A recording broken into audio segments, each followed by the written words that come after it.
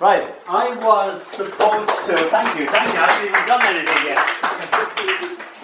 I was supposed to read from my new book that I was about to make happen. But I whittled my book down to one poem. So unless I bring out a one-poem book, which aren't very popular, so I'll read you that poem that I am satisfied with. It's called The End of Summer.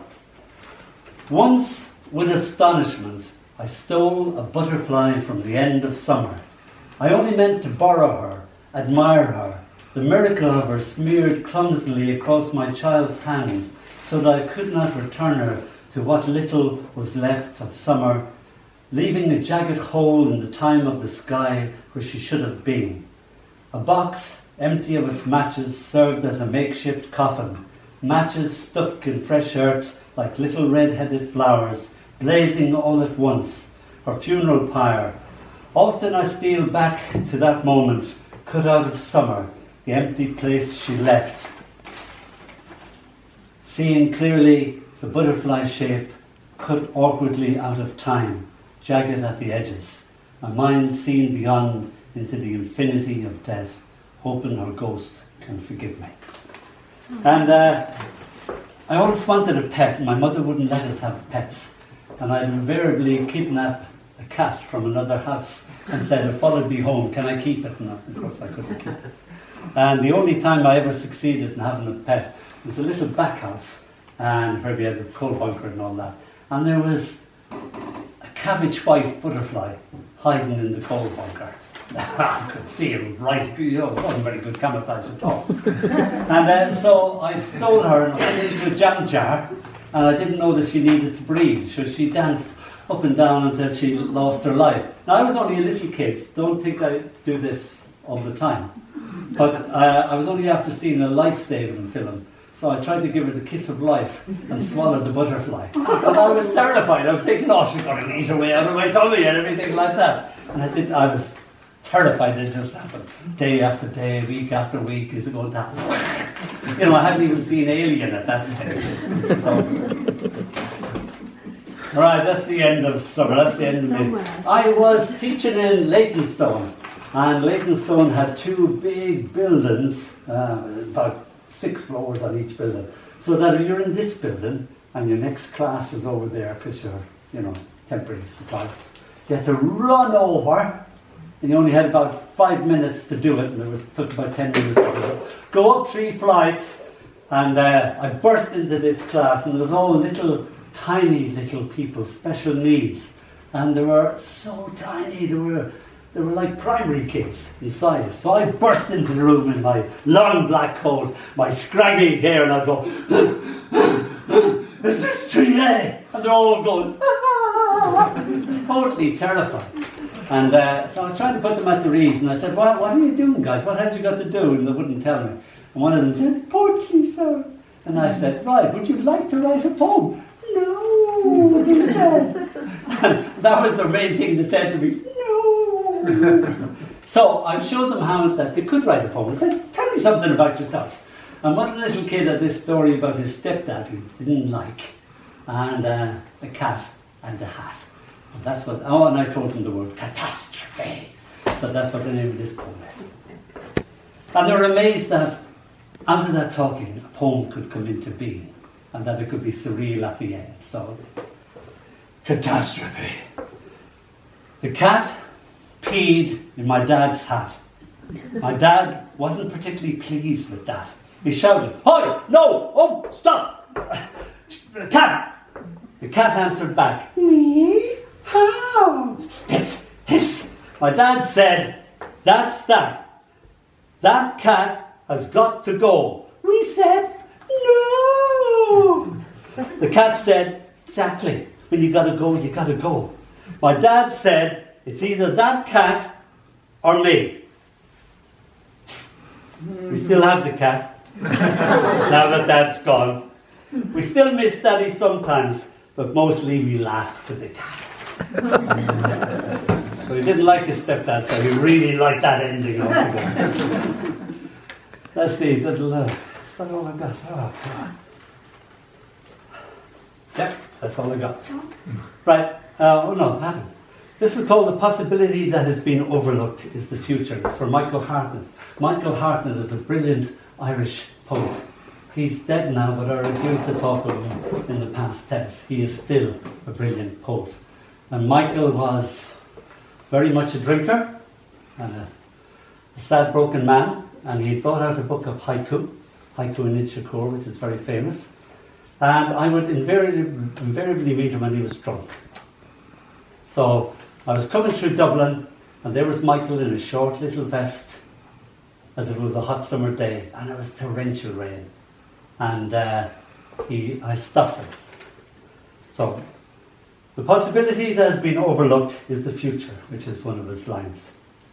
Found, penny in a puddle, year of my birth. I pocket it as the poet passes cap in hand. This brilliant man sculpted from sadness, loneliness falling like rain. He goes to greet me, knowing he knows me, but my face escapes him. I only ever meet him when the drink has taken him prisoner. Inside his head, haiku breed, like maggots, he says, like maggots. I don't want your company or your pity, he snarls, just the price of a pint. I've only the old petal penny I found. I give him my coat. He puts his hat on, his head at a rakish angle. The tree flies away, the bird hangs still in the air, Neon scribbles on the puddles. And I never saw that coat again. I never saw Michael again after that, actually. And, it was very sad because he was a brilliant, brilliant poet altogether. And the family tell me the story of my mother. And my mother got a new coat, and she went out walking, and she came back drenched to the skin and with no coat. And we said to her, she's totally drenched. We said, what happened to your new coat? And she said, a poor woman didn't have one, so I gave her mine. So it's obviously in the Dempsey DNA to give away coats and everything. Now, a strange thing, this is a poem about being here, actually. We were coming to one of Lisa Kelly's workshops at the Torriano, and we got as far as Camden Town, and everything had gone wrong. There was no trains to Kentish Town, blah, blah, blah. The station was packed. And a tannoy voice came out and said, to explain what was happening, said, la, la, la, la, la, ya, ya, ya. And we thought, what was that? So I thought it sounded like a Dalek. Is any Doctor Who fans in the audience? No, right, okay. So this is called, I thought being a Dalek was a job for life. You know those Tory ads when they go, Boris used to be a Prime Minister, now he's trained to be a welder or something like that. So I thought Daleks could get retrained as well. I thought being a Dalek was a job for life. He was a Dalek. Fallen on hard times. He got a job on the London Underground, announcing stations, announcing stations, announcing stations. His wife also had seen better days, got a job as a talking clock. Mr. and Mr. Dalek, far from extermination of others, desire for world domination. The next stop is Waterloo. At the final stroke it will be 12 noon. Exactly. I used to leave that to the end of the recital because it's a killer in the throat altogether. I hope you understood my Dalek accent. This is called The Smell of Purple. We launched this in New Delhi, of all places, at the New Delhi International Festival. My little girl ran into me one day with this amazing news. And of course, I'm only a dad, and I'm going, what? Really? And I started asking her questions, and she was so annoyed, like, doesn't everybody do this? And no, not everybody does this. The smell of purple. She says she can smell yellow. She says she can smell blue, despite not being able to spell either colour. Yellow smells the same as blue, you know, like a wet kitty drying by the fire. Red smells like mummy when she kisses. Her kisses smell different when she kisses you. Then she smells like flames with little orange tips. Purple is my favourite smell. It smells just like a magic spell.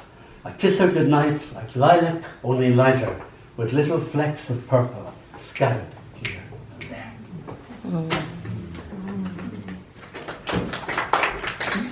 And this is from being dragged across the carpet by the cat. My friend died of cancer and she got a little cat before she died. And it got lost. It went out in a thunderstorm. And it came back in and she was sitting up on her mantelpiece in her own urn. And the cat came and knocked it off and then dragged her all across the carpet. It's called my man's mind.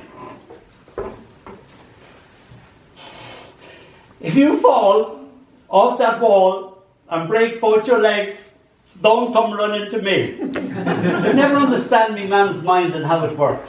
One moment she had half a mind to come up there and get me off that wall.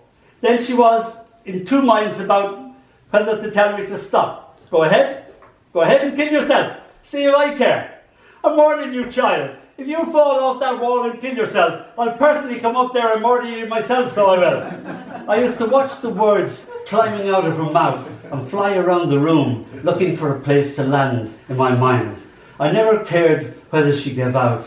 I just loved everything she said, the music of her and how she made the words behave. I came down and kissed her worry away. I'm sorry, man, I told her, and she cried. And I must have been, 8 or something like that, and that was the first time I grew up. I thought, wow, my mum just isn't my mum. She's a person. She's called Ita. She's lovely, and she can be sad and happy. And that's when I started caring for my mum as if she was my child. This is called Jerry Sweeney's Mammy. I'm not going to read that one. Oh. This is called Singing the River. I had a gorgeous uncle called Uncle Micah, and down in Cork. And he was a treasure trove to me. And he was funny and witty and surreal. And my aunt would always say to him, Mikey, will you stop filling the child's head with nonsense? Can't you see he believes everything you say? And I did. So there's a famous song, you'll meet that in the thing too. Forgive me for my singing. But it's called Singing the River. Walking with my uncle was never the ordinary process of preambulation in order to get from point A to point C. We would sing our way west into the field as if to tame it, soothe it with sound. On Carrick Down, the heat is brown, we'd sing to it. The clouds are dark o'er Ardnally, the grass listening with its 1,000 ears. And the field would swoon and fall down to the river at its border, which, as it happened, was the real-life river of the song. To kiss the slumbering own and we, as if he had sung it into existence. And we would roll ourselves down over and over until we arrived at its dizzy waters, dangling our toes in pure song. And now, with a quick uncle wink, let's walk home backwards. And backwards home we'd go just for the laugh of it, the yes of it. Confusing cows and a few scattered clouds. Trees and hedges tiptoeing away from us. The 5-bar gate with the sweetest, wildest strawberries at its feet, proclaiming, is it Magyar or what? And the next day off we go walking, eyes closed in a darkness of our own making, to sing the song to the river chuckling over stones to itself. And the next day would be backwards with eyes closed, led along by our own laughter and the odd mystified moo. Farewell, we'd tell the sleepy river, farewell, leaving it dreaming in the sunset. Shh, shush their footsteps, shushes walking backwards. When Dónall swore, Ior, he'd part no more, a storm a cree. Shh, shh, shh. Let's see what we have here then. Books just got, poems just got picked up. I hate my birthday. Never pay any attention to my birthday. I can take my birthday a month before or a month after, but never on the day. So if Jan does something 3 months after for my birthday, I go, oh, yeah, this is lovely. Not on the day itself. So I used to call my mother. I was only 2 pounds when I was born. So, it was just the weight of a bag of sugar. And so she told me the story of my birth. And it was like as if I was there, as if I was present at my own birth. Of course, it was all her telling me. And it was so real that I thought, yeah, I remember sliding across the table and the nurse barely catching me. And I had long Elvis-like locks down to here. And I became born ready for rock and roll. And on the labour ward radio, it was Doris Day singing. Que sera, sera. And I come out prepared for hound dog or something like that. So I used to always call her up on my birthday and thank her. So this is called Going On With Me. Never did like my own birthday. All that cakes and candle stuff, you could keep it. Strictly for the birds. Every day was my birthday, far as I could see. Birthdays, who'd have them, eh? But to have one is the only way to go on to be someone. Miss one, and you're gone. Every birthday always called me man. After all, she did all the hard work when push came to shove. All I did was arrive. Thank her for having me. Go on with you, she'd forever laugh. This always the best bit of my birthday, celebrating my mother. I don't have her anymore to do that now. Right, this is my last book, and I always read this insignificant little poem called Ball Goes AWOL. And I thought, why did this come back to me? Why not a more important poem about my sister June or my dad or something like that? No. And the reason is that this one little moment in time, the ball, the wall, the dog, the little boy I was, are all blended into one perfect moment. And that's all it is, just an insignificant little thing. Ball goes AWOL. The ball is laughing. It is having a great time being thrown against the wall. Whee! Screamed its trajectory. Parabola, parabola, parabola, hollers the ball. I throw it towards the wall, and the wall throws it back at me. Ball and I having a fine old time. Again, again, shout both ball and wall. It is a fine thing for a summer day to contain. Human, ball and wall all enjoying the moment intensely. Memory will warp the reality and morph it to the movie continually playing inside my head, as if all happiness exists in this little snippet of time and space. Sam the collie leaps through the air and with perfect timing catches the ball in his mouth. Oh, oh, screams the ball. Damn, damn, shouts the wall. Hey, hey, I holler. But Sam is gone, smiling all over himself. Where he drops the ball, I never get to know.